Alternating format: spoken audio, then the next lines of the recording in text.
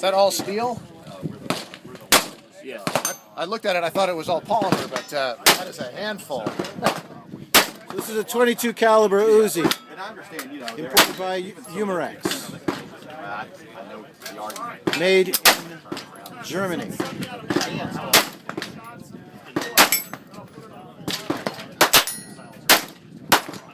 Yeah.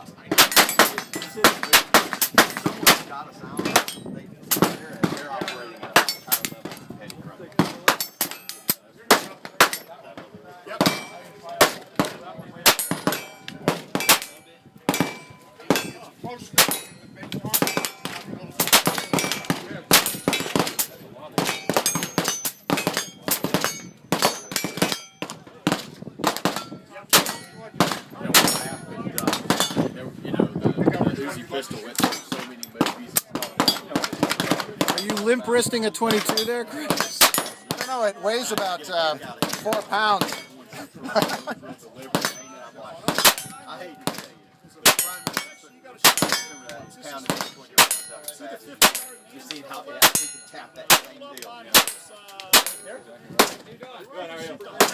Well, that's that. That is quite a bit of fun. You enjoying that? I sure did.